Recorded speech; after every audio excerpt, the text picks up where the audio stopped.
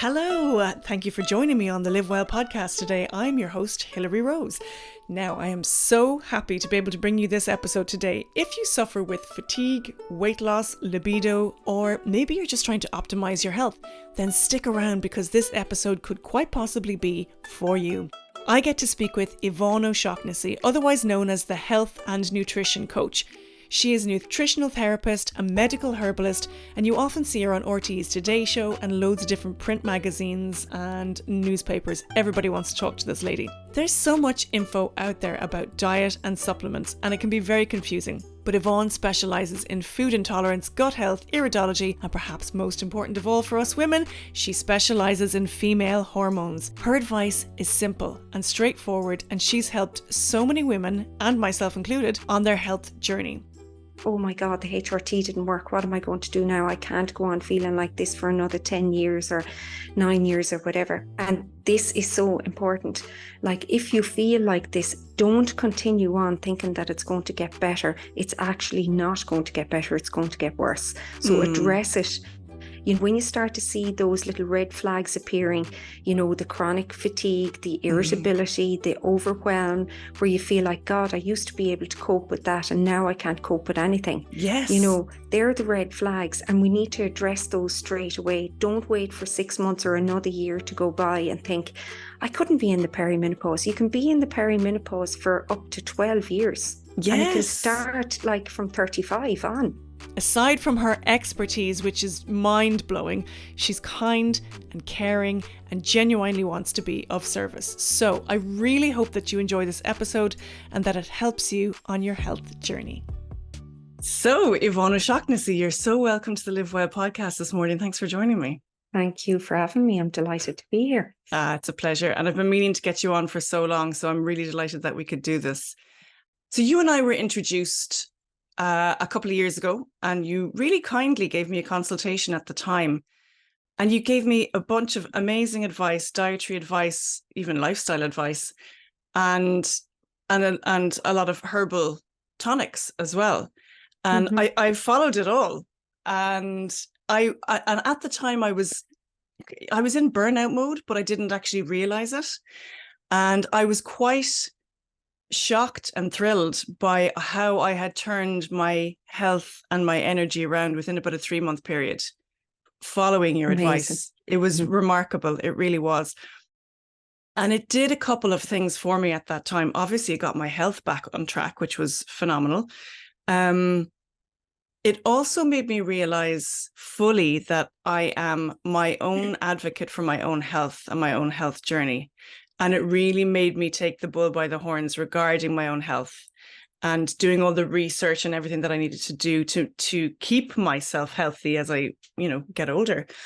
And it did a third thing, which I'm immensely grateful for. It really put me on this path of reawakening this curiosity about the natural world and herbs and, the natural medicine that's all around us. So I was really, really grateful to you because you were one of the catalysts that started me on that journey. For all of that. But I'm curious, what started you on your journey into the natural medicine world?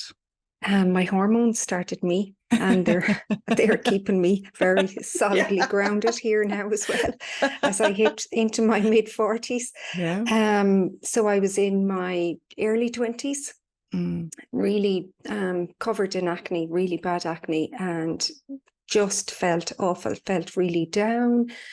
I knew everything about my body just wasn't functioning properly, and I went to my GP and asked my GP what I could do to help myself, and he said, you're just depressed, like you just need an antidepressant.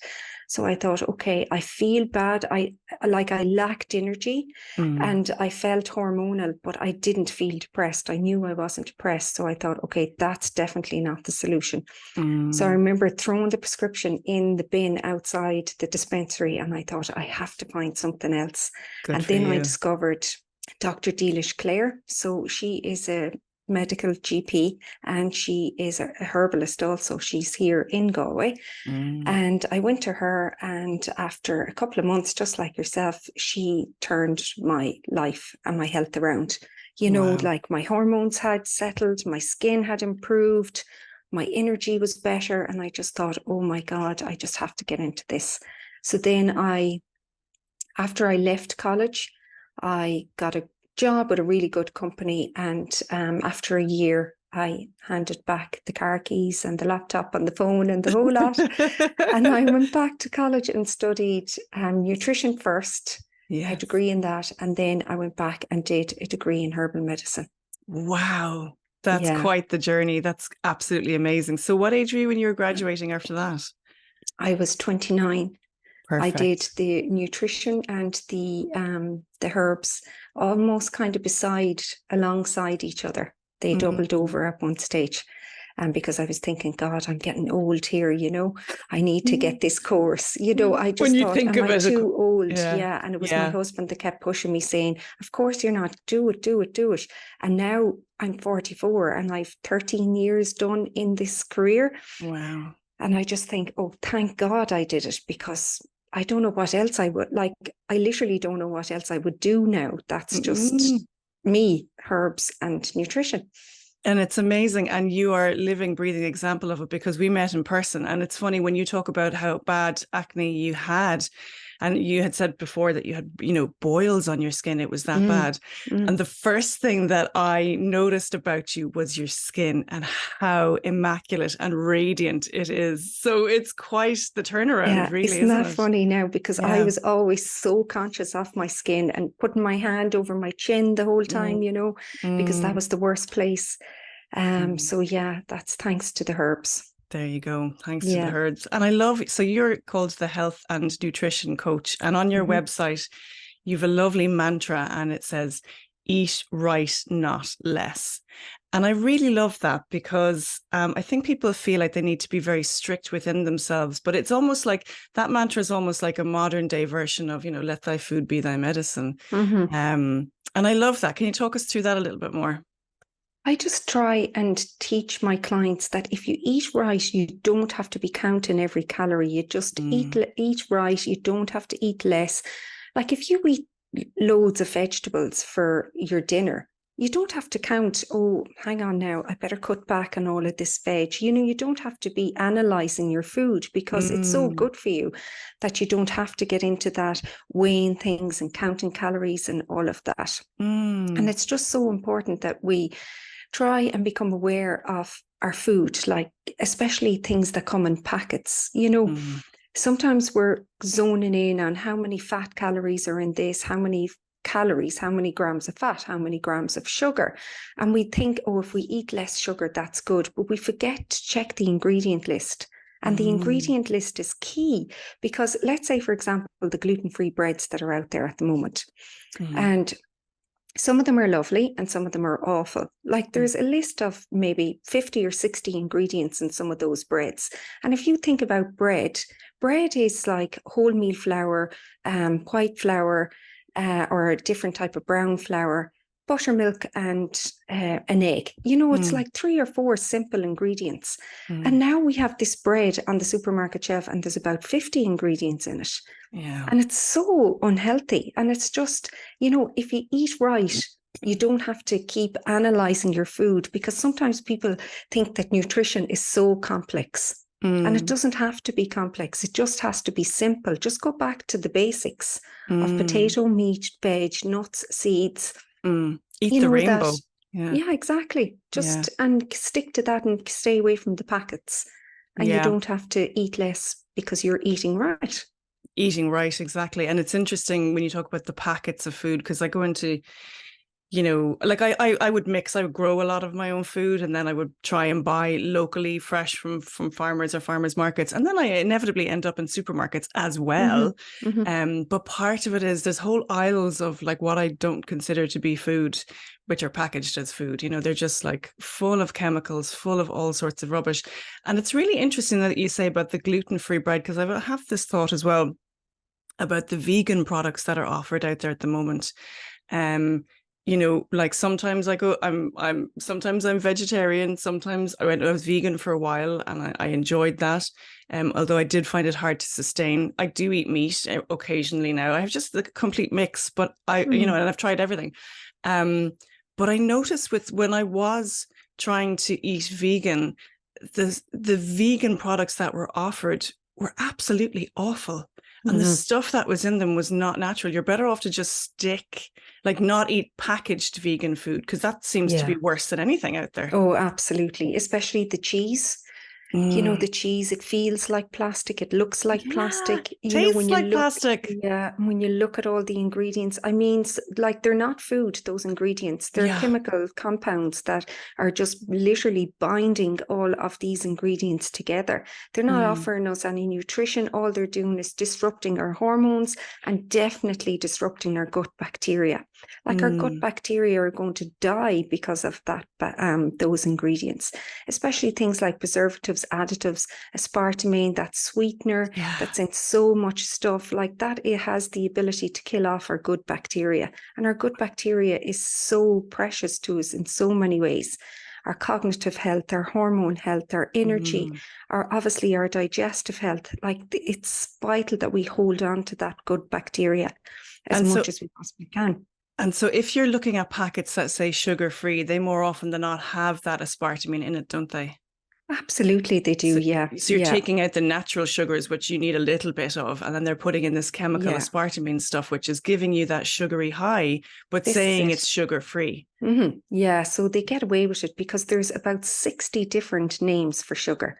So you've got fructose, high corn fructose syrup, you've got aspartame, and then you know, they can dextrose, loads of different types of names that they can camouflage. So they can say it's sugar-free. And then if people are looking for the aspartame, it's not in it because they have now put dextrose in it, or they've put corn syrup. And people wouldn't associate the corn syrup with the sugar, maybe. So anything that's light, diet, low fat, fat-free, all of that. I mean, fat is what gives the product the flavour. So when they take out the fat, they have to replace it with something that's going to taste some way pleasant. So they replace it with all of these sweeteners, which are so bad. But then we do have like stevia, which is a natural sweetener. It is definitely more acceptable. It's a leaf that has been dried and ground into powder form, and that won't spike your blood sugar level, and it certainly won't damage your gut bacteria as much as the chemical ones.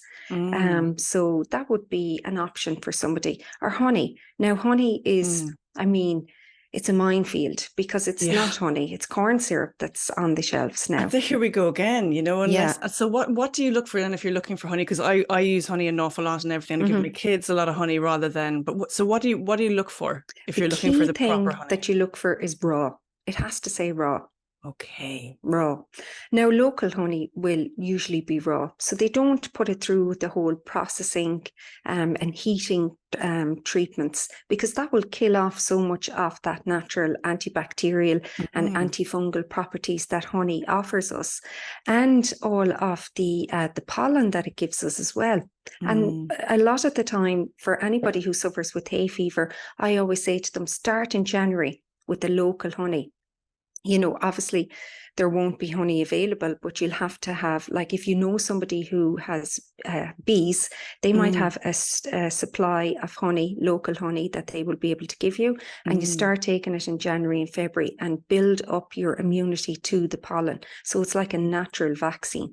Wow. Instead of taking antihistamines once the pollen hits every single day of the week, you know, just allow your body to get used to the pollen in the honey. And like honey is medicinal, but the stuff that's on the shelves now is, you know, it's just corn syrup, really. Oh God, that just makes my heart sink, because I am such an advocate for honey, and then, you know, I just wasn't sure what I was looking for. So raw honey is the one to go for. Raw local honey, yeah.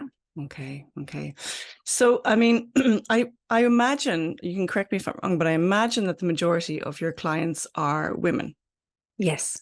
Coming to you looking for solutions for mostly hormone health, I imagine, as well. And it's an amazing conversation that's after blowing up right now, and so important and so vital, and it's just brilliant. So can we talk through a little bit of hormone health for women, please? Absolutely. Yeah. It's the most thing, hormone health and gut health, but the two of them are completely connected because if your gut health is not in good shape, that's going to drastically impact your hormones. And the reason being, so we hear a lot these days about estrogen dominance. And that is when estrogen overrides progesterone in the body. So the balance is not right between estrogen and progesterone. And it's vital that they are right, because then we will get symptoms, especially when there's estrogen dominance. We'll get symptoms of, migraine, breast tenderness, headaches, bloatedness, water retention, constipation, irritability, low mood, low energy, all of those symptoms. And we typically will get those before we get our period. So in the last week or 2 weeks of our cycle. So the connection between the gut and the hormones is that if that estrogen level is high, the only way to get it out of the body is through your bowel. So you have to have a bowel motion every day in order to get rid of that extra estrogen. Now, your liver is involved in this process as well, because your liver has to break it down. So there's 2 phases of hormones breaking down in the liver, phase 1 and phase 2. So phase 1 uses an awful lot of like nutrients and vitamins and minerals and everything like that. And then the second phase uses a lot of protein. So those that are on vegan diets, they really need to make sure that they're getting that protein in every day, because the protein is really, really important for breaking down your hormones. So what the liver does is, let's say it's too much estrogen. So the body knows that there's too much estrogen, and the liver will break it down. And what it will do is that it will wrap it up in a little, let's say, a molecule of water. Right? So it's in a bubble. So the estrogen is wrapped up in this bubble, and it sends it to the bowel. So the bowel knows that if anything arrives in a bubble, in a molecule, that it needs to be excreted from the body. But we have this enzyme called beta-glucuronidase, and he's a bad guy when there's too much of him. Because what he will do is he will burst the molecule, and he will let the estrogen back into the bowel. Okay. So if he lets the estrogen back into the bowel, that means that it's going to be reabsorbed back into the bloodstream. And then we have too much circulating estrogen, which is not good. So how do we control beta-glucuronidase? Well, he's a bacteria that can overgrow and create gut dysbiosis, which is an imbalance between good and bad bacteria in the gut. So in order to control him, we need to make sure that we're getting lots of fiber in the diet. Because fiber will attach itself, and estrogen will attach itself to the fiber. And then when you have a bowel motion, you will get rid of the estrogen. So you're getting rid of excess estrogen.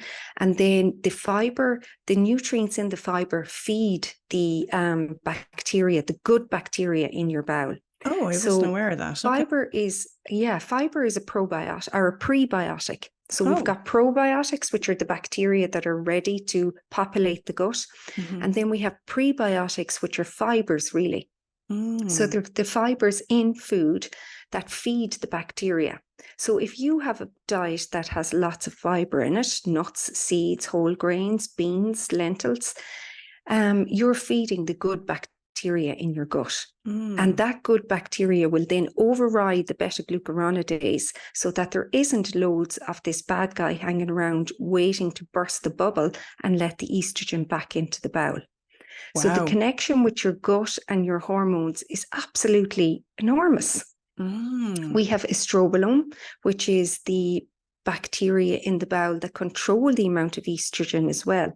So there's such a huge connection between gut and hormones. Then if we have low progesterone, or if our progesterone level is low, which can typically happen the last 2 weeks in our period, or in our cycle, in our monthly cycle, before we get our period.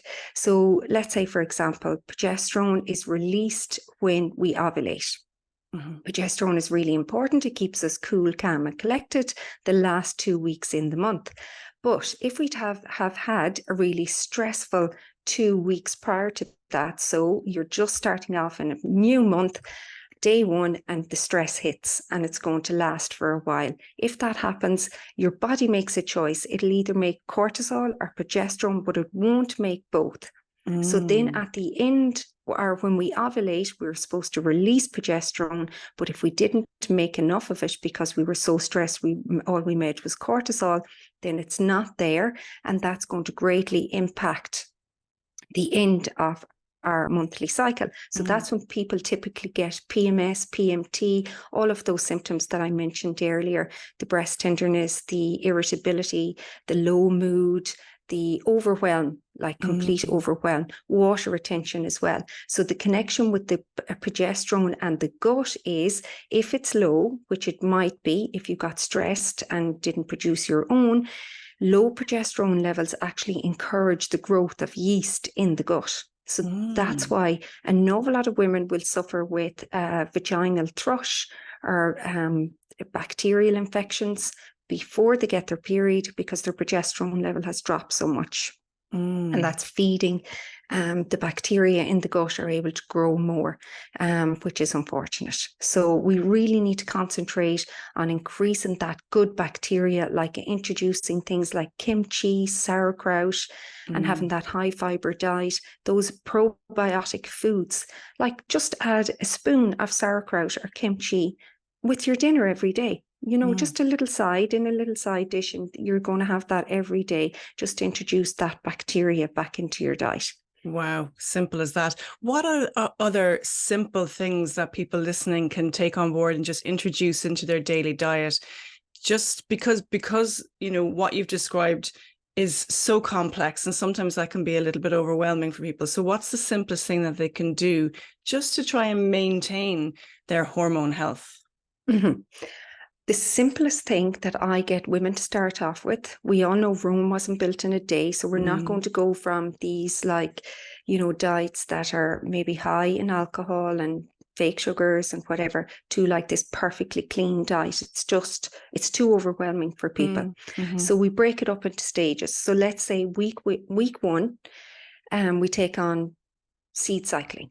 So seed cycling is fantastic because it's just 4 seeds that you introduce into your diet at different stages. Okay. So let's say, for example, the first 2 weeks of your whole monthly cycle, your cycle is broken into 2 phases, phase 1 and phase 2. So in phase 1, the first 2 weeks, you're going to introduce pumpkin seeds and flax seeds.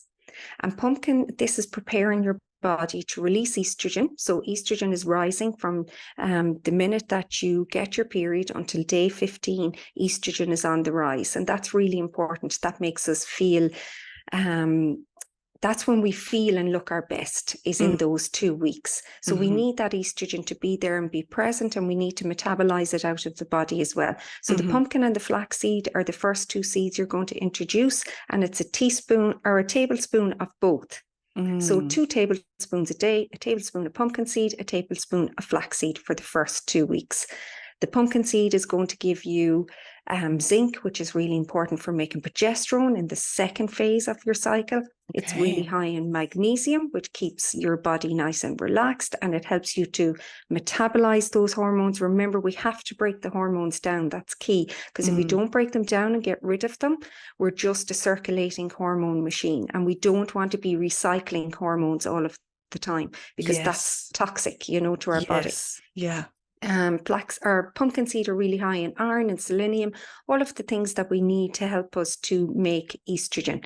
And they actually help us to release GABA as well, which is a lovely calming neurotransmitter. And then we've got flaxseed. We're going to take a dessert spoon of that as well every day. And the flax is really beneficial because it's got a compound called lignans. And lignans are really protective to breast tissue. So they like, say, for example, a peach is really high in lignans. And if you eat 2 peaches a week, a recent study I read, 2 peaches a week reduces breast cancer risk by 15%. Wow. 15%, like, that's massive. I think that's just incredible. That's more proof that food is medicine, you know? Yes. Yeah, so the flax have the lignans, and they have the omega-3s, and they will control the amount of estrogen that gets into the bloodstream. So that's important because we're controlling the estrogen dominance. So that's the pumpkin and the flaxseed. in the first phase. That's the first 2 weeks. Then in the second phase, which is the last 2 weeks, we're going to introduce sesame seeds and sunflower seeds. So the sesame seeds high in zinc, that's going to produce your progesterone that you desperately need in the last 2 weeks. It's high in calcium, which is really important for obviously your bone health, but calcium is really important as a relaxant as well. And it's a precursor to melatonin, our sleep hormone. Okay. And this is when women will have difficulty sleeping, is in the last 2 weeks of their monthly cycle, because progesterone is not there, it's not high enough. But if we eat the sesame seeds and the sunflower seeds, they're high in calcium, so they help us release that melatonin and help us to sleep. And they're also really beneficial for balancing our blood sugar level, because we will notice that as our hormones change, our appetite is changing as well, and our craving for sugar is changing. Yes. And that's because there's a huge, like, as our hormones change, our body is stressed. Yeah. You know, so we're releasing cortisol. And when we release cortisol, which is our stress hormone, we also release insulin. And insulin is the guy that's going to make us crave the sugar. So it'll be imbalanced, unstable throughout the day, up and down. And that'll give you kind of like a false appetite, you know. So balancing that is really important. And that's where the sesame seeds come in. So it's a dessert spoon of them every day for the last 2 weeks, and then a dessert spoon of the sunflower seeds. The sunflower seeds are high in vitamin E, that's anti-inflammatory. And vitamin E is really important as well, because it can control estrogen production and therefore control estrogen dominance, allowing the progesterone to take its place in the body and not letting estrogen be the boss all of the time. So that's just seed cycling. Phase 1 is pumpkin and flax. Phase 2 is sesame seed and sunflower seed. And all you have to do is literally put the spoon in the bag, take the spoon out of the bag, sprinkle it on your porridge, on your yogurt, on your salad, on your soup, whatever you want to put it on. And like you're doing an amazing thing for your hormones by doing seed cycling. It's just that fantastic. Alone. Yeah. Yeah. I feel like I need to put a little mind map, draw myself a mind map and put it up on the side of the fridge, just to actually look at it in the morning and get into the habit, you know, to go, oh yeah, that's what I need to put on my smoothie or whatever else I'm going to have. But this is it. Small little things. That's really important to note, that we're not going to change everything. And I always say to my clients, they get so excited and they're like, I can't wait to do it now. I'm just so excited. Yeah. I'm like, okay, we're just going to do just the seed cycling though this week. And they're like, no, but I can do this and this. I said, if you get overwhelmed, you'll stop, and then we achieve nothing. So for the first week, we do the seed cycling. We do that really well. Then the second week, we make sure we're drinking 2 liters of water every day. The third week, we really start to look, how much veg am I eating in a week? How many plants am I eating in a week? And like the aim is to eat 30 in a week. Wow. That's very doable. It is. It sounds like a lot, but I think when you break down what's in each meal, it's not a lot over the course of a week and how many meals you have a week. Yeah. And just moved through the month like that. So we're not like doing seed cycling, eating 30 plants a week, drinking 2 liters of water, going to the gym. Oh God, I have to get all this done in this week. No, we're just doing seed cycling for now, and then we'll move on to the water later. And what we're trying to do is teach ourselves new habits. Yes. But we can't teach ourselves like 4 or 5 habits all at once. So we'll work on one habit, make sure that we have that, you know, down and we're really happy with it, and then say, okay, let's create another habit. And then by the end of 3 months, this is just part of their life. You know, they don't think about it because it's now a habit. I love that. And that was one piece of advice that you gave to me that I followed as well. And you said the same thing. Don't do it all at once because you'll fall flat on your face with it. I don't think you quite use those words. They're my words. But I did follow it, and it worked because, like you said, it's habit building. And I find once you start building in that habit, nothing feels like a sacrifice. And the stuff that's not good for you falls away naturally. So it's not like this traditional sense of dieting, I must give up this. It's introducing something new to replace it, and then you don't even miss it. Exactly. You know, so it's really good. I suppose a habit strategy. Habits are so important because, you know, we get up every morning and we brush our teeth. That's a habit. You know, we put on our clothes we don't even think about these things because they're habits. And Mm, once you start getting up in the morning and you take your seeds out of the press and you start using them, it's a habit. You don't even think about it because it's automatic. You just do this every morning. mm. So yeah, it's just an easier way to think about it instead of trying to do everything at once. Absolutely. I have a question for you. What are your thoughts on fasting? So, Dr. Mindy Pelz wrote this amazing book called Fast Like a Girl. I don't know if you've read it. And she gets, it's very, she talks very, she talks a lot about the female hormone cycle and how to fast at certain times of the month to stimulate estrogen or progesterone. It's really, really interesting. I've done a little bit of fasting. I know I wasn't doing it the right way, and I don't think it worked very well for me. But what are your thoughts on it? I love the concept of fasting. I think it's great. But I do think we need to be really careful because Mm. people's idea of fasting sometimes is that it's punishment. You know, they don't see. When I think about fasting, I think this is so good for my body. I'm giving my body a break. It doesn't have to digest all of this food. It's like this is relax and just detox, and it's not punishment. It's actually quite enjoyable. But some people think fast for 16 hours. Oh God, no, I wouldn't be able to do that because they're thinking, oh my God, I'll be starving. They're thinking about, oh, I'll be thinking about that meal at 8 o'clock or whatever. And for some people, it works really well. And then for others, it doesn't because their blood sugar levels are just so unstable that when they start off, let's say, for example, they're craving sugar all of the time. And then they start off into, they eat for 8 hours and then they fast for 16 hours or whatever way they're doing it. And then all of a sudden they feel really dizzy, lightheaded, shaky hands because they haven't worked on their blood sugar levels first, and then they have a really bad experience with fasting. So fasting, I think, is fantastic if it's done properly, but if it's not, like, you can just have a bad experience. Of course, you can use things like chromium and berberine, which really help. Cinnamon is another one. Put a teaspoon of cinnamon into some water, and that really helps to balance your blood sugar levels. Now, if you take the cinnamon during the fast, you've broken the fast because you can only have water during the fast time. Okay. So, Interesting. yeah. So it's quite strict. Like my version of fasting was still having like maybe a cup of herbal tea. So I was still not really even doing it right, that kind of way. Yeah, they say, this is the thing, they say if you introduce even a herbal tea that you've broken your fast. Yeah. That the only thing that you should have is water. Because you do have to process the herbal tea, because it is making the body clean.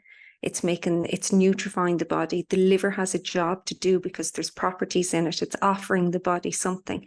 So then the liver has to get to work. So if you just drink water, the liver, it's not going to take any nutrients out of that, so it is quite strict. Yeah. It's strict. Yeah. And I think 16 hours seems like a long time, but I suppose if your last meal is 6 o'clock and you don't, and you go through your sleep cycle within that, that eats up, pardon the pun, a big chunk of that fast. Absolutely, it does. Yeah, it's very easy to do. And even before fasting ever became a thing, I always encouraged my clients, stop eating at 6 o'clock in the evening or 7, at the very latest at 7. You need to stop eating about 3 hours before you go to bed, because we want to encourage leptin to be made as well. Leptin is our hormone that gives us the feeling of fullness. But if we have a meal and then hop into bed, we're not going to make enough leptin during the night. And leptin, as I describe it to my clients, is our limiter. It's the hormone that gives us the feeling that we've hit our limit here. We've eaten enough, so stop eating now. Okay. And we make a lot of it as we sleep. But if your body is busy processing a meal and your liver is dissecting the whole meal and digesting fats and trying to figure out whether you need B vitamin or vitamin C or whatever, it's not concentrating on making your leptin level. So leptin is really important because it's a hormone that we're hearing a lot more about, because people can be leptin resistant, and that makes them have difficulty trying to lose weight. That and insulin. Interesting. Okay. So Is there something that you can eat to stimulate leptin? Like we talked about this before, but this is so complex to me. I'm making It a is hack very job complex, of, yeah. And some people will have never heard of leptin. It is it coincides with ghrelin. Ghrelin is our hunger hormone. Leptin is our limiter. So it gives us the feeling of fullness. But if we don't make enough leptin, then we're constantly hungry. So in order to encourage leptin, we need to, it's very similar to what we would do for insulin resistance. We would eat protein at every meal, eat fat at every meal. Then we'll make more leptin when we eat the protein and the fat at every meal. Wow. We're not going to snack in between meals. So we're going to eat 3 meals a day and that's it. When you eat in between meals, you're spiking your blood sugar level and then you're using up your leptin, you know, so you don't want to do that because you're wasting it. Okay. And especially for anybody who's trying to lose weight, try to stick to your 3 meals a day. Don't have those snacks, because you need to give your body a chance to balance the blood sugar level and for the insulin level to come down so that you can burn fat. So if your insulin level is high, it'll be high after you eat a meal. But then let's say you eat a meal and an hour later you have a snack. You're spiking your insulin again. So your body can't go into fat burning mode because you're after eating something and spiking your insulin. Okay. And so it's really important that we leave that 2 or 3 hour gap, let our bodies burn the fat and use up that glucose and that glycogen in our muscles and in our liver. And that's really helpful for anybody who's trying to lose weight, because weight loss is a whole other podcast, you know, because because you've got estrogen that you have to consider, you have to think about leptin and insulin, and it can be quite complex, you know. Absolutely. Something that maybe we might come back to another time as well. Yes, absolutely. When clients come into you, what's the overriding symptom that they present with that you're noticing across the board? Fatigue. Yeah.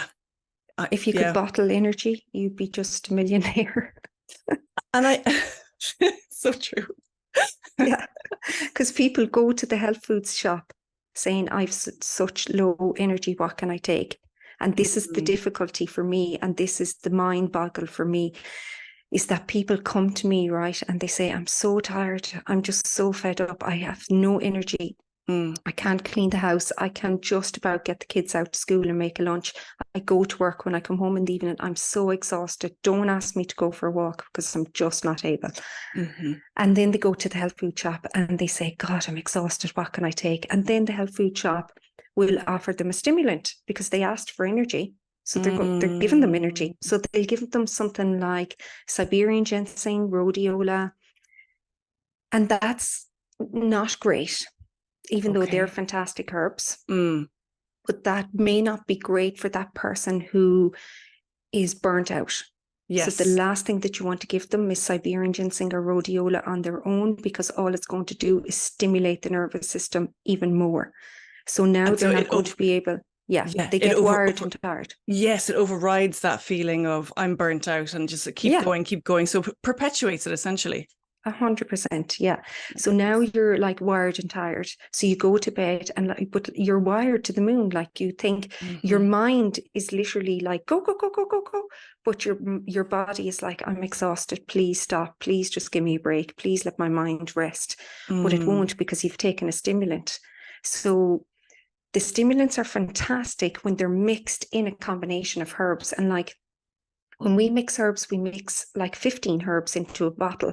Wow. And Siberian ginseng and rhodiola might be in there, but it's a part of 15 herbs. So like you've got the nervines in there, the relaxants, the adaptogens that will bring down the stimulating effect of the Siberian ginseng and the rhodiola. So it doesn't make the person wired and tired. It gives them a little bit of energy, but they're able to still get a night's sleep. They're not feeling overwhelmed, because those 2 herbs, while they're fantastic, they can give you feelings of anxiety as well, because they're stimulating your body.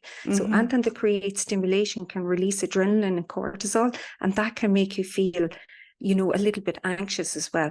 So they need to be taken in a combination with adaptogen herbs or nervine herbs that help them work better in the body. But to answer your question, yeah, fatigue is a huge, huge factor. But fatigue, like, there's so many reasons that people can be tired. You know, maybe you didn't have a good night's sleep. Maybe you're on a roll of 2 weeks now and you haven't had a good night's sleep in 2 weeks. That can be down to hormones. It can be down to stress. Maybe your iron level is low. Maybe your thyroid function is low. You know, maybe you're not eating enough. Maybe you don't have enough protein. Maybe you're B12 deficient. Like, there's so many reasons. Like, so when somebody sits in front of me and they say they're tired, I think, okay, all of these things run through my head. I don't automatically think, oh, it's just that one thing and we'll work on that and you'll be sorted. Now, an awful lot of the time, it's hormones, it's hormonal health that's causing the issue. You know, just way too little estrogen, way too little progesterone. And like, estrogen is what gives us that get up and go. It's like the first 2 weeks in our cycle is when we feel the best. That's when we should be cycle syncing, as I call it to my clients, and doing the most amount, like, you know, making the decisions. If you plan on opening a new business, definitely don't do it in the last 2 weeks of your month. Or might have no meetings. staff, or no customers. So the first two. So true, though.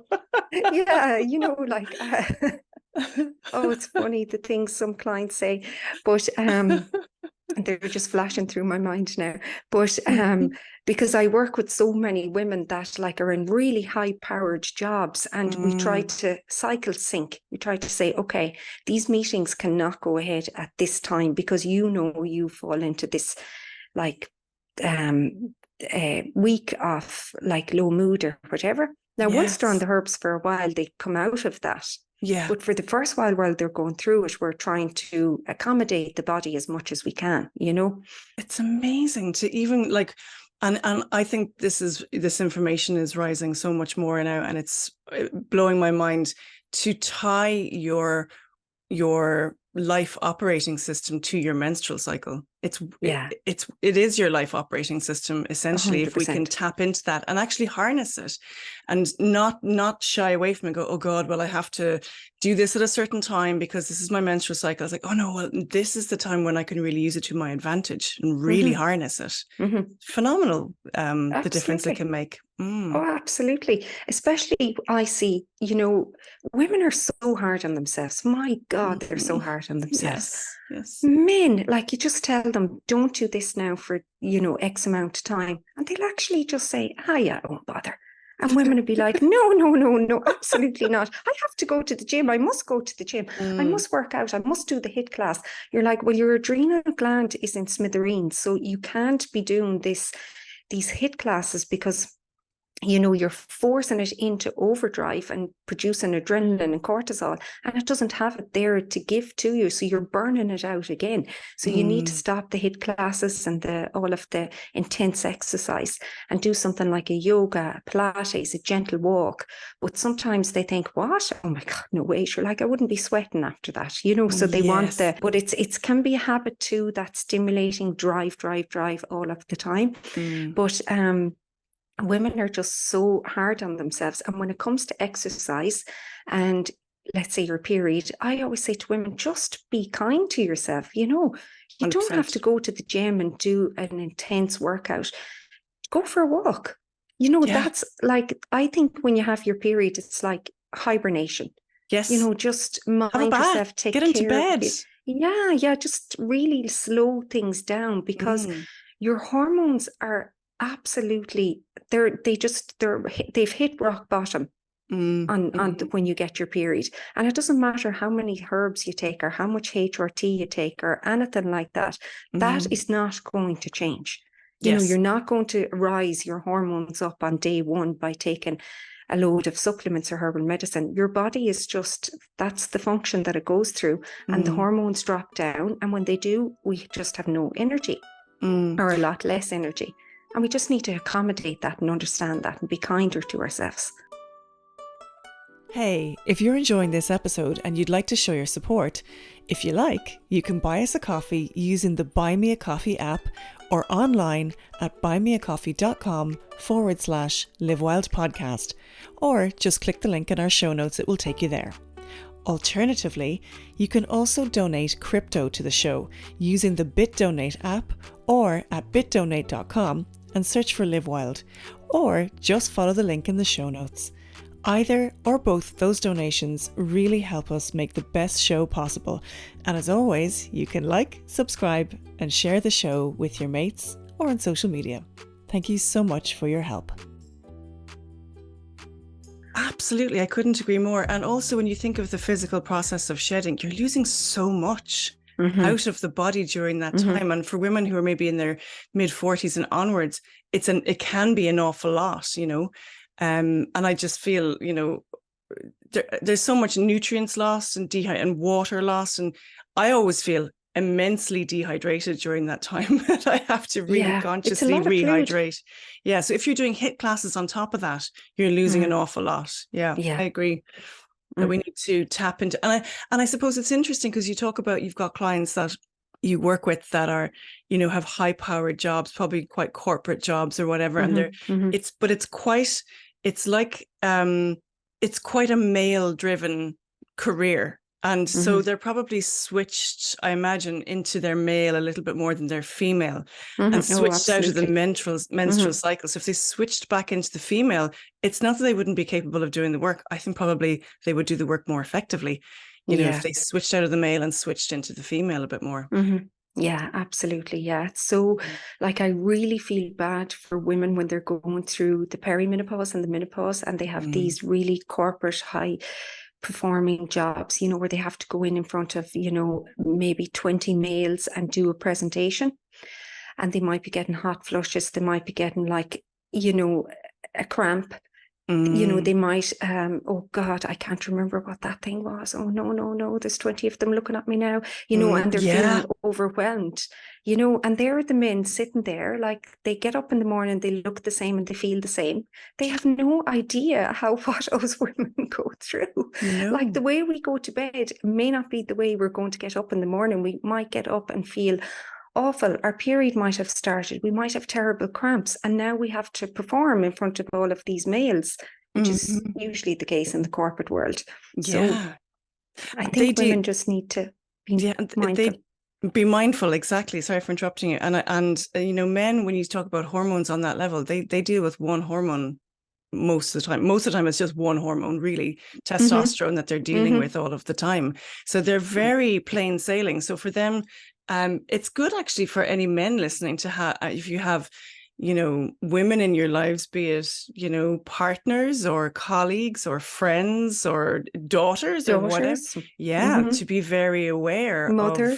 Mothers, exactly. Just to be so aware. They might be a bit nicer to us if they understood and be aware of. And actually, it would be really interesting for you know, men in relationships with women, you know, intimate relationships, to be aware of their menstrual cycle and be aware, okay, this is the time that I should have this conversation with her, and this is the time that I shouldn't have this conversation. Exactly. Yes. Like, it will be, we should give them a little diary with days. Good days. Green are the days we can have conversations, and red is just don't even look in this direction. Unbeknownst to me, my husband actually did start putting my menstrual cycle into his calendar. Really? Well, he's a clever man. Fair play to him. No, he did. To be fair to him, he did. Let's go back to like talking about some of the herbs in the natural world. I remember you and I had a conversation a long time ago, and you'd said that most of the herbs that you use are nearly on your doorstep. And that they're all around us. And that really sparked my imagination, and it brought me back into the natural world that I was very deeply connected to when I was younger. And it was really interesting for me to come back to that. And I went on this big, you know, rabbit hole of learning everything. And I just love it. Oh my God, like hedgerow medicine.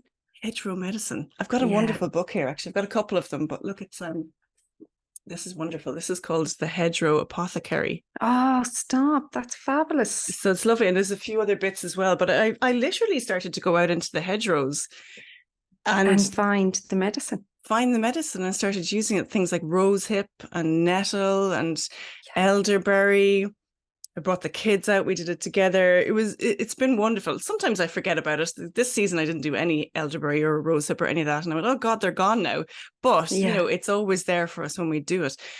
Do you think that there's a whole generation of knowledge lost for women? Because if women could empower themselves and go out and do that, they would have a lot of the answers to their problems on their doorstep.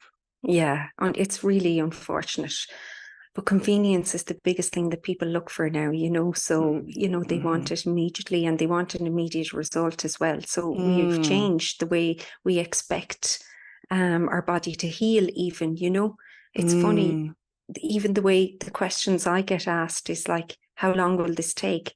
And do you have it in capsule form? Because I don't like it in this form. And it is, we just think differently anymore. Whereas one time it was, take the nettles, make the tea or make the soup. Dandelion, another brilliant one. I use that every single day because the root is amazing for your liver, to clean your liver. So dandelion root and then dandelion leaf, the aerial parts, are fantastic for your kidney function. So anybody who would have adrenal fatigue or anything like that, that has a knock-on effect on your kidneys.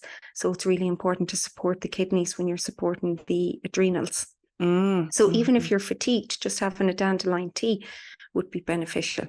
And then we have like hawthorn, which is, just super. It's a nervine. And then that's a nervine is a nourishment for the nervous system. So it relaxes the nervous system. I didn't realize hawthorn was that. Wow. Yeah. Wow. And it's really good for blood pressure. An amazing blood pressure one. Yes, I did know that actually. Yeah, very good. So how would you take hawthorn? You can take it in a tincture. Yeah. Okay. So would you be taking the flowers or the berries or the leaves? Like if I have a hawthorn tree and I want to harvest it, what way would I do it? The berries would be the best. You can make a syrup out of the berries as well. It takes quite a long time. If you look up Dr. Christopher, he is amazing. He was a herbalist in the States. We learned a lot of his stuff, and he has a lovely hawthorn syrup recipe. And it takes a while because you have to keep stirring it, but it's really, really good. So like when you make a tincture, you distill things in alcohol. That's how you extract the properties out of it. So like the berries or the dried leaves, mainly the berries for the hawthorn, and then it'll give you a bright red tincture, and it's beautiful. It just looks beautiful even in a bottle, but the tincture is mainly what I would use. And oats is another one. Oats straw. And that's my favorite herb because I grew up on a farm. I currently live on a farm. Oats is everywhere. I live in the west of Ireland. I live in Galway. There's fields and fields of oats growing every summer. Wow. And every autumn even. And I just look at it and think, oh my God, it's just fascinating that the straw part of that, now the oat itself, the grain, is so nourishing to the body. And then you look at the straw, and like it's just used to just bed animals, which is a purpose in itself. But to think like that oat straw could actually benefit you if you put that and extract the benefits out of it. So it's really healing on the nervous system. It's a really good one for anybody who is stressed, overwhelmed, suffers from anxiety, depression, like oat straw. That's my favorite one. And I use it every day. I put it in tonics every day because I think it's, it has a natural affinity with us living in Ireland. So, why wouldn't we use it? Absolutely. Wow. Such a powerful, and again, it's information. People don't have this information generally, it's not out there. Yeah. Can we talk about HRT for a minute? So we're talking about women's hormones quite a bit, and your knowledge is just impeccable on it. It's quite remarkable.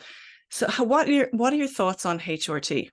Obviously, I'm always going to choose the herbs. But I'm not opposed to women being on HRT, or when they come and they say I'm already on HRT, but I still want herbal medicine. That's absolutely fine. Some women probably need the HRT if they're in a really bad place, because your body, like your estrogen level has dropped so low. The herbs will bring back up that estrogen, but it's going to take it a bit longer. Yeah. And sometimes if it's that low, it may not bring it up enough and quickly enough for you to see a difference. So then some people will give up on the herbs.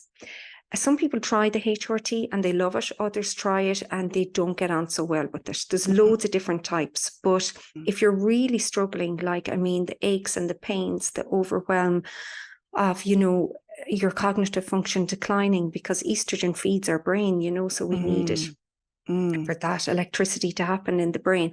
And the fatigue is the biggest thing, you know, and the lack of interest, the lack of motivation to do things.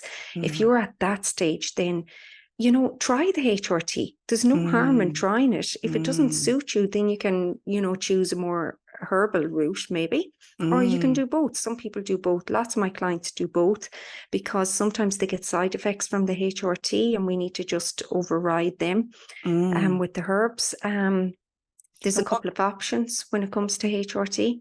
You have the gel and the patch and the capsule.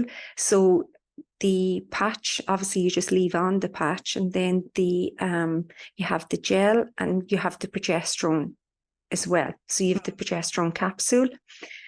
Now, what I have found that has worked really well with the progesterone capsule, progesterone is quite hard to break down in the body. So when you ingest it, as in orally, you'd swallow your capsule, you can feel quite irritated.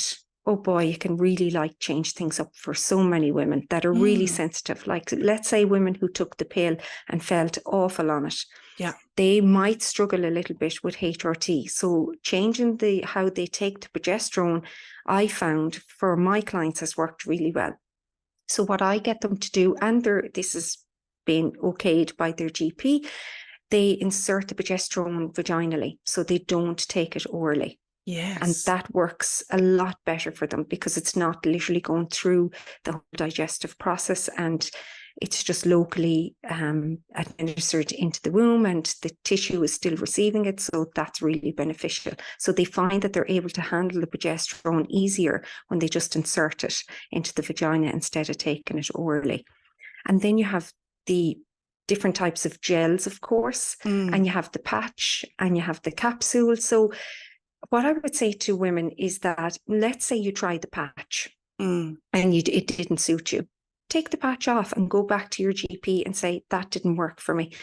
I would like to try the gel. The Divi gel, I find, works really well for women. I don't know what it is about it, but it just seems to be a lighter and more easily absorbed version. It just seems to be gentler, and they seem to get a great result with that. And then they combine it with their progesterone vaginally, and they do well. Now, they don't all do, you know, escape the side effects, which can be a little bit of irritability as well with it, because, you know, you're after giving your body a big influx of hormones. But I would encourage women to play around with it. It's not going to be plain sailing for most women when they begin and they think, okay, that didn't work for me now either. Oh my God, what am I going to do now? Try the different types of HRT and really work with your GP until you're satisfied, because you will get a result. You just have to play around with it. I agree. And I think doing your own research is vital as well. So, you know, I mean, we spoke about this off air. I mean, I had, I went on HRT this year, and it was something that I didn't expect to happen. And it was, you know, all of the symptoms that you described earlier: irritability, extreme fatigue, that and so much more. And I was going down all these different avenues, investigating all these different things. I thought there was something seriously wrong with me, as in I thought there was something really sinister up with me, health-wise, that is. And so then, you know, when I kind of joined the dots together, it looked like it looked like perimenopause was the overriding factor of all of these things. But then I started to think, well, sure, I'm just 44. I mean, I was 43 at the time. I'm just 43. How could I be going through perimenopause? And it was also this kind of, almost a shame attached to it. Oh my goodness, am I getting older? Oh my goodness, I can't go and ask for that. There was all of this emotional stuff, like I was leaving behind this big part of myself. But yet I did go and I asked for it, and I did my own research, and I took it, and I did go get HRT. And the thing was, I have very much, as we've, discussed on this, and because I've come to you personally as well, I would really, really look at my health from a, holistic perspective first. But I did find myself in that place of absolute extreme fatigue where I couldn't even function. And I mean, I couldn't function at one point.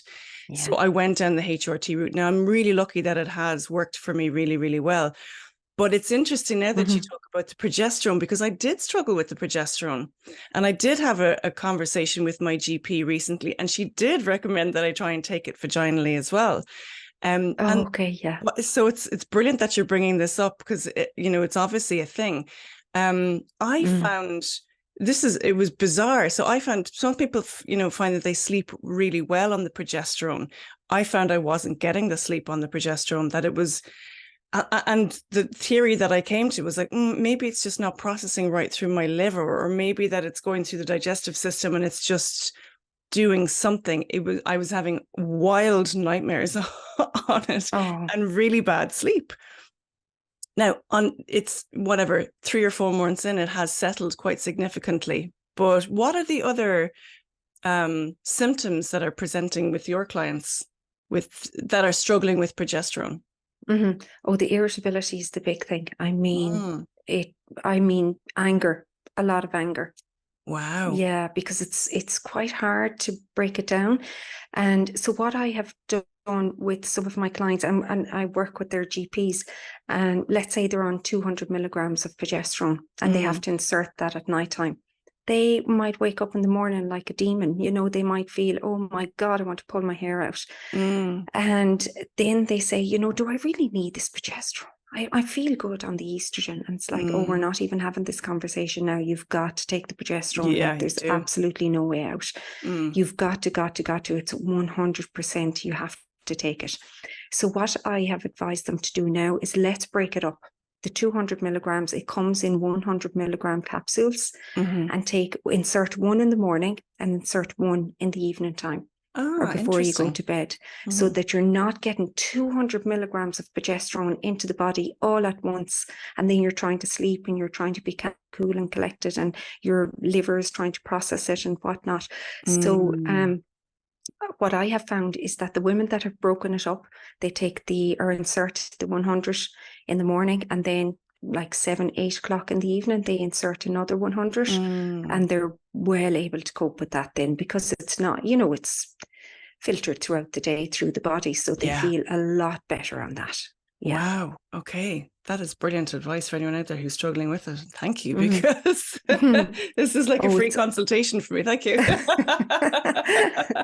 But it's terrible because, they start to lose hope. This is the thing that makes me sad when they come, is that I tried the HRT and it didn't work. And I tried this and it didn't work. And I'm like, we just need to play around with it. We just need to tweak it. Don't give up just yet and think, oh my God, I'm only 42 or 43. How am I going to continue until I'm 52? Because then the menopause kicks in. Because remember, like, as you said, you're only 44, 43, 44? 44 now, yeah. Yeah. So you started the HRT when you were 43. And like, this is only the perimenopause for you. Yeah.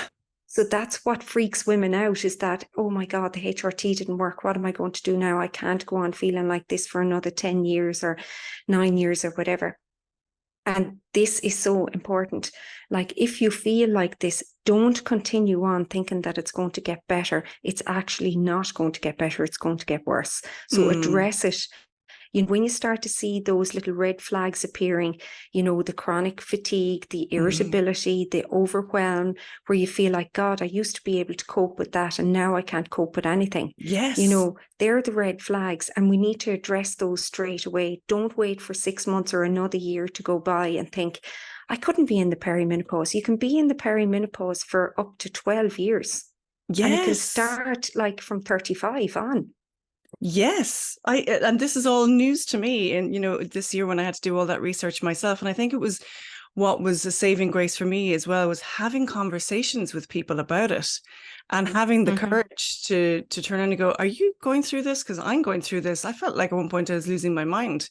I feel so exhausted and I feel so overwhelmed. And like you said, I was capable of doing all these things that now I don't feel capable of. And I'd lost the confidence to do as well. Yeah. So it's And that's really the big important. thing, isn't it? The It confidence.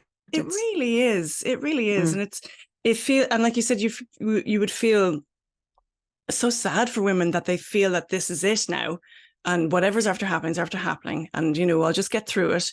That's such a deteriorated way of life. There's no quality of life in that. Oh, none. There's absolutely none, because like you're only in your 40s and if you have children, they're probably young. Yeah. And they're not fully reared probably. And you still have all of those years to think about rearing them, but you're just so exhausted. You think, how am I going to cope with my life? Like, how am I going to cope with my job and keep a house going and like do food shopping every week when you're just absolutely exhausted? So I really encourage women to investigate, really be your own best health advocate, because if you're not, who is going to do it for you? You have to do it for yourself. There's so many options available. You've got HRT, you've got your diet, you can change your lifestyle, you can go on herbal medicine, you can take supplements. Like there's some fabulous things that you can take. Magnesium is 100%. Every woman should be taking magnesium.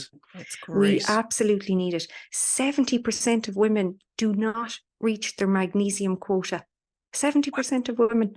Wow. So magnesium is vital because we need it to create that metabolic breakdown of the hormones. Phase 1 and phase 2 that we talked about in the liver, that your liver needs magnesium to break down those hormones. Remember, we have to break them down, get them out of the body in order for us to feel good. So magnesium is really a huge part of that process in the body. Magnesium balances our blood sugar levels. Magnesium helps us to release GABA, dopamine, acetylcholine. They're neurotransmitters that make us feel good. And we have different types of magnesium.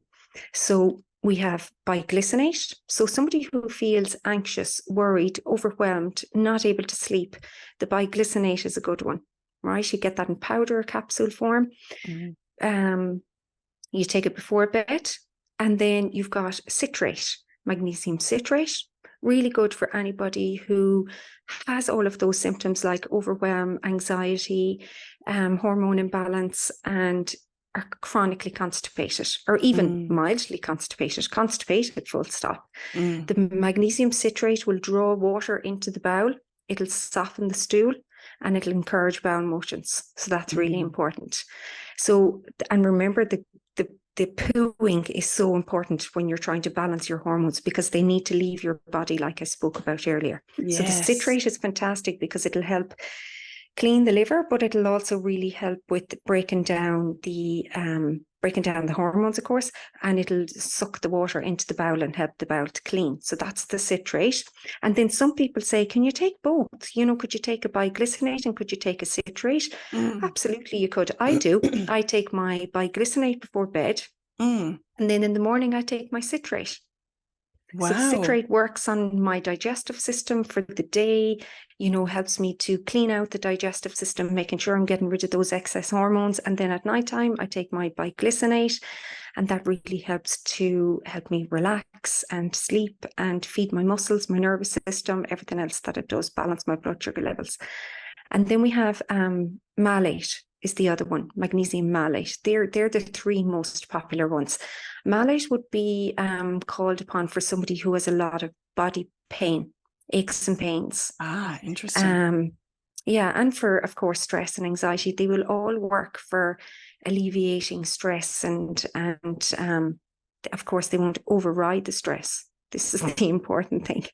It's not the magic bullet and your stress levels are going to dissolve once you take magnesium. No, but they will certainly help control the cortisol level in your blood. Interesting. And that's, I think, where people possibly go wrong as well when they look into, their own health and their supplements and everything else. Well, if I take this stuff, my stress levels will drop. And that's really not the answer either, because it's about looking at what's causing the stress in the first place. You know, and that can be lifestyle factors that have nothing to do with diet, you know. So like you said, it's not this magic tablet that people expect it to be, but yeah, it can certainly support it 100%. Yeah, support. Yeah, but it doesn't dissolve the stress in your life. I always try and, you know, really stress that, pardon the pun, to my clients, that you have to understand that this is just accommodating the cortisol level in your body. The more cortisol that you have from the stress that's generated during the day, the more of that magnesium you're going to use up. You know, so we have to be mindful of that as well. Like, you're using it in order to keep the cortisol level at bay, basically. Ashwagandha is another one, that's a herb that has become really, really popular in the last, I suppose, 10 years. Yeah. Fantastic. With tinea, yeah, it's a lovely herb, and I use it a lot as well, because, you know, the body is stressed when women's hormones are not balanced, and you just need to work on getting that cortisol level down. So that works really well. What are your thoughts on the future of medicine? I mean, obviously you spoke about working with some of your clients' GPs.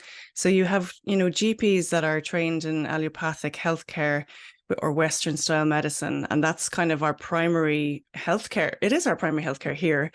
And then you have people like yourself that are, you know, alternative healthcare. What would you like to see happen in the future to, you know, almost amalgamate both? Because you're working with GPs, and there's some GPs that are working with people like you, health and nutritionists and herbalists. How do you see it change, if it can, in the future?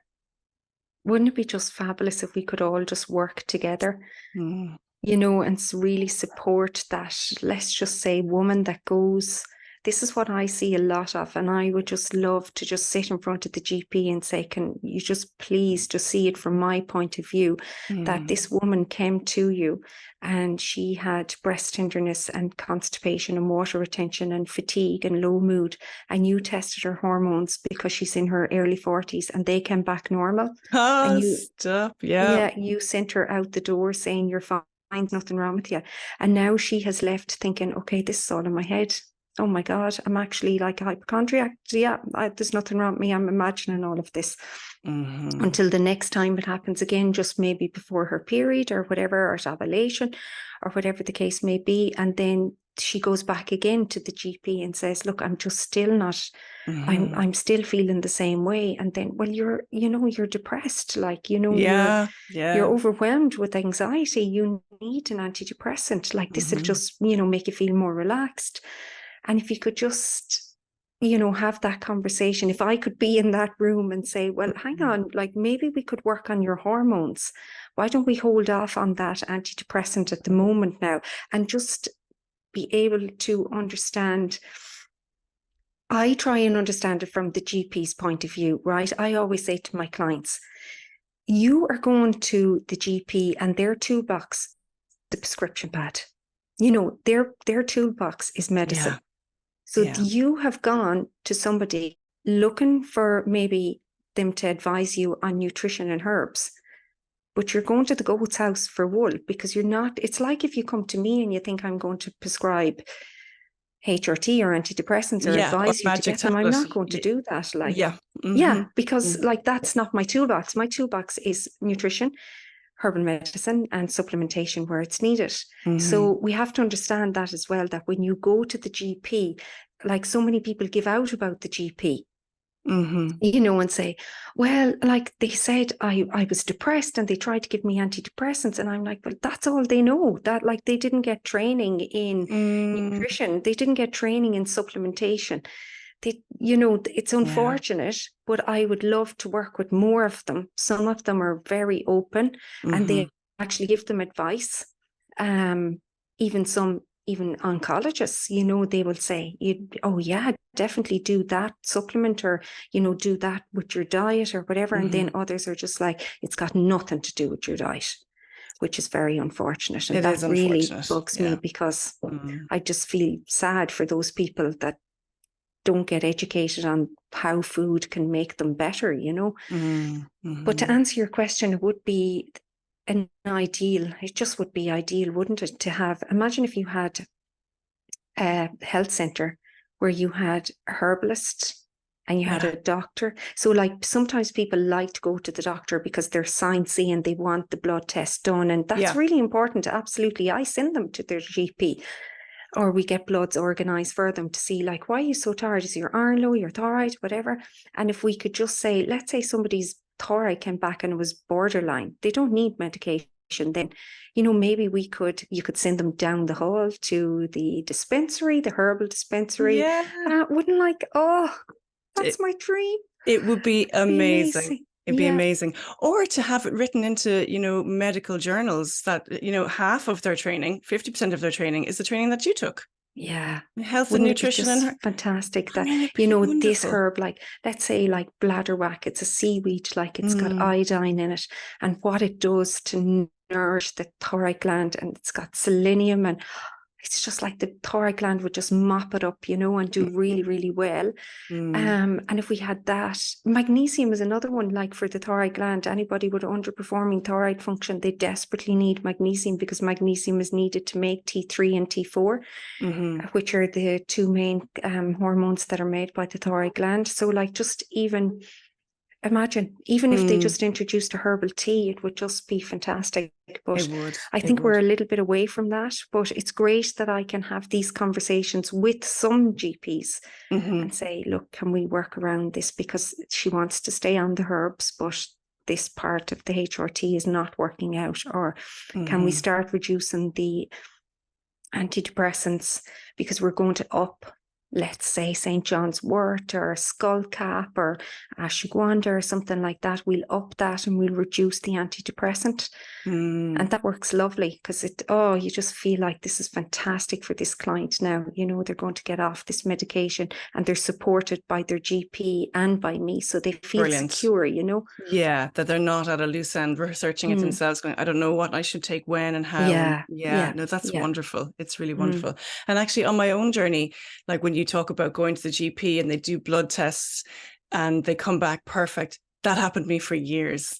Did it? It happened to me for years, and I knew something was off. And like, I love my GP. He's wonderful. He's really, really wonderful. And he did actually say to me, you know, you should take sage drops. They do work, you know, he did, to be fair to him. But every time the blood test, he's like, your hormone levels are perfect. I was like, oh my God. I know, but they're not. And I'm telling you, they're not. And then, you know, I had to go and do a lot of research about, you know, hormone levels and about perimenopause and everything, because I really felt like it was creeping in. And then I went back and I said, okay, I want to try this. I just want to try it. If it doesn't work, it doesn't work. But I think I'm at that stage where I need to try it. And in the end, he went, okay, yeah, all right. So, but it did take a little bit of persuading on my, you know, I had to be persistent about it and said, no. I know you understand, like, that you're looking at hormone levels, but I have to say that I do need to try this, and let's give it a shot. And if it doesn't work, it doesn't work. And luckily for me, it has worked. So yeah. Oh, you're so lucky, and it's fantastic that it has. But, you know, say, for example, for another woman that might be in the same situation, they go and their hormone levels are okay, but they feel like they're pulling their hair out. The most important thing to do is to write down every symptom that they have. Yes. And when you have it, even if you don't know, let's say you don't know when your next period is coming, just write down the symptom and the date. So that if you go, let's say if you decide, I'm going to go to a herbalist that's going to help me. If you have all of that information written down about, you know, breast tenderness on day, whatever, and ovulation pain, or maybe you didn't ovulate at all, or maybe ovulated like for a longer period or whatever, all that information is so vitally important. A symptom picture is worth so much more to me than bloods coming back normal, because I mean, they say nothing. That we've got nothing from that. Yeah, and they're only on a particular day. So our hormone levels fluctuate so much. Like, you nearly want to be doing bloods every single day of the month to have a clearer picture, but they still don't say much. Yeah. It's only a snapshot, especially if you're in your early 40s, let's say late 30s, early 40s. I don't encourage my clients to get blood testing done for hormones, because you know, you're perimenopausal, you're not menopausal. You'll Mm-hmm. only see the big drop when you're going through the menopause because estrogen has dropped drastically at that stage. But when you're perimenopausal, it's ebbing and flowing. So it's going up and down. So it's not staying down constantly because you're still getting a period and you're still ovulating. Mm-hmm. So you won't see that big change in the blood tests. And you can also have like a loop cycle where you can release estrogen twice in a loop cycle. Oh. Yeah, it's a natural thing. Yeah. So if you release estrogen twice, then you're totally thrown off. Wow. Because you would naturally release estrogen, you know, in the phase 1 of your period, which is, or in your cycle, which is the first 2 weeks. And then progesterone would take over. But in a loop cycle, you can release estrogen again at the end of your monthly cycle. And if that happens and you get your bloods done, because typically they would tell you to get them done around day 21 and day 3. But if you go through a loop cycle, they might be completely different. So testing is not the be all and end all. The symptoms are the most important thing, and when they came and how long they lasted for. That's what I would be looking for. You're going to have to come back and do season 3. Because we have so much more to talk about. I feel like this is just the tip of the iceberg. It really is. You could talk about hormone health and female health for weeks. There's so much. It's so complex. But yet I don't want people to, it's complex for me to understand it, as in like I have to break down all of the information and figure out estrogen, progesterone, testosterone, liver health, kidney, adrenals, endocrine system. But that's my job. That's not the client's thing to worry about, you know. Brilliant. So they don't need to think, oh, this is really complex, because it can be very straightforward when it comes to like nutrition and herbs and supplementation if it's needed. So I don't want anybody to think that it is complex, even though the way I talk about it might sound like it's complex. It doesn't mean that the protocol is complex. It's not. It's very, very straightforward and simple. Good. And that's really important to note. So like anyone who's trying to approach it they don't necessarily have to learn everything that you've been talking about today. Exactly. You know, that's your job, and their job is to just go and seek help and take care of themselves. Exactly. Yeah. Wonderful. Yeah. Okay. So we're coming to the end of this conversation. So there is, at the end of every conversation, I like to do what's called the Live Wild quickfire round. Okay. Are you ready for it? I absolutely am. Good for it. Okay, these are questions that I like to ask everybody. Do you believe in magic? This is completely different from what we talked about now, but do you? Absolutely, I do. And I was in Connemara last weekend, and the fog was out and the sun was shining. And I said to my husband, I actually, now I might sound a bit crazy when I'm saying this, but I actually said to my husband, I always imagine that there's little fairies in underneath the fog and they're just dancing away. And I felt like that as a child, you know, that the fog is magic. It's kind of like there's magic happening in underneath the fog. So yes, I do believe in magic. I love that. I love that. And actually, you know, if you talk about fairies in the natural world, like that's probably, and what you believed in as a child, it's probably what maybe guided you down this beautiful route of natural medicine, you know. How wonderful. How wonderful. What is, if you were to engage in a form of energy healing, what would be your favorite form of energy healing? Oh, bioenergy. Bioenergy. Why? I've had lots of it done over the years. And when I first started, I used to feel exhausted from it because it was just like lifting so many layers. And because of the work that I do as well, I sit in front of like 8 to 10 people a day. They all come with their own stuff. We get attachments from people, not necessarily intended, but we do get attachments from people, and they can really disturb our energy. So for me, I get it to like completely clean my aura, clean my energy. And as I said at the beginning, I found it exhausting because I wasn't doing it often enough because I was seeing so many people. And or I wasn't protecting my own energy either. And now I'm like, always have the crystals on. I'm covered in them today. I love it. I love it. But the bioenergy I just get so much out of it. I can feel the energy. I can feel the cool air passing over my body. And I just Wow. really like it. Yeah, I love it. Yeah. Wow. Okay, good. What do you stand for? What do I stand for? In my business? In whatever way you'd like to answer it. The most important thing for me is in my business is the care of people, taking care of them. I'm going on annual leave now. I'm going to Australia in 9 days' time. And I am a little bit like freaking out, to be honest, because I just think, have I forgotten somebody? Am I going to be over there and I haven't spoken to them? And I'm really trying to like get that work-life balance right. So lovely. I don't want to be in Australia and on calls to clients because it bothers my kids a lot because they say, are you on that call again? Yeah. When I'm supposed to be with them. But providing that care for them is just so, so important to me. Wow. Lovely. That's beautiful. If you were to distill yourself down to an essence, so this is a good one for you, what would that essence be? What would it be? Oh, rosebuds anyway would have to be in there. Beautiful. Yeah. And of course the oat straw. Lovely. I think I'd be a hedgerow mix. I think I'd be a mix. Yeah. Yeah. Because when I'm driving in the car, I'm always saying to the kids, there's meadowsweet. Can you see meadowsweet? It's white, beautiful. It's fluffy. Yeah. And explaining to them, that's where painkiller comes from. Is that herb there growing in the bog there now? Or like the elderberries, when we have the flower first, then we have the berry, then we have the hawthorn, which comes in the flower first, and then it'll come into the berry. Yeah, I think I'd have to be something along the side of the road. A hedgerow mix. I love it. Yes. Yeah, hedgerow mix. What is the wildest thing you've ever done?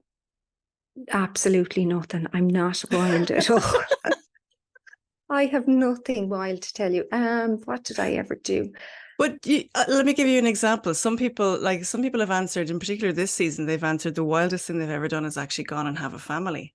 So it doesn't necessarily have to be wild in the way you think it, but like wild to you, because it is the Live Wild podcast. I think probably the wildest thing I ever did was take off to the Caribbean by myself for 6 months. And I was about 20 at the time. And I did my placement from college. Everybody now in the class went to Austria because it was solid. You were guaranteed like solid work and a job afterwards. This was in my first degree, which was computer science. And then I decided, Austria? No, I think I'll go to the Caribbean. So I found myself a job in the Caribbean. But when I got there, oh my God, like I was so naive. I was just so naive. So I suppose that was wild, really. That's wild. That's wonderful. Where in the Caribbean did you end up? I ended up in Belize City. Wow. And yeah, it was, oh my God, such an eye-opener because it was so impoverished and yet so beautiful. It was unbelievable. Like it was a great experience. But when I look back, and I have a daughter who's 11, and if she told me she was going to the Caribbean at 20 by herself, I would be beside myself. You'd be horrified after what I experienced. It was but it shaped you in many ways. That's pretty. It is pretty wild. That's wild to pick up and just go on your own to the Caribbean for 6 months. That's wild. Yeah, I suppose. It. Yeah. What's the one thing that you do every day that helps you live wild and free? The one thing I do every day, I suppose my meditation is a big part of life for me. Lovely. Yeah, it's a habit that I had to create because like I run my own business. I have 3 kids. Life can be a bit hectic. I take care of an awful lot of people. Mm-hmm. And even when I'm not working, I'm still taking care of people like my family. So for me, I had to find that balance and that way to ground myself. And the meditation was a big, and still is a big part of that for me. Wow. You know, Beautiful. and setting up my intention for the day and being thankful and grateful. And it's actually powerful for what it does, even if you're having a bad day, you know, to just say to yourself, all is well. Yeah. You know, and I try to teach that to my clients as well, that you can actually, you know, because women are very critical of themselves. Mm-hmm.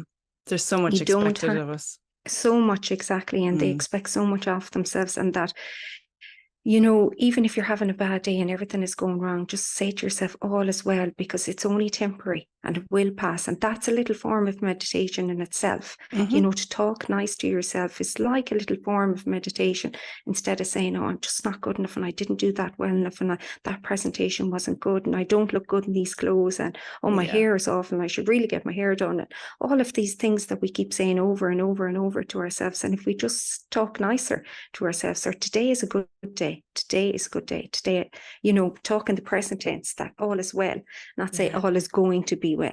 All is well. Lovely. Yeah. Beautiful. Yvonne O Shaughnessy, the health and nutrition coach. Thank you so much. You. It was such a wonderful, illuminating conversation. I feel like we only scratched the surface. So hopefully you'll come back again. Absolutely. Thank you so much. And I hope everybody enjoys listening. Yeah, me too. I think people are going to get an awful lot from this conversation. So thank you for your expertise and your caring, your compassion. It's really important. Yeah, thank you. Thank you for being here. We hope you enjoyed listening as much as we enjoyed making these episodes. Thank you, as always, to our amazing guests.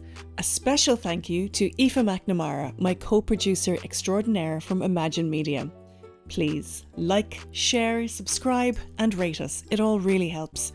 And remember, this content is for education and entertainment purposes. In short, it's not gospel. I always say, take what resonates with you and leave the rest. Always question everything and do your own research.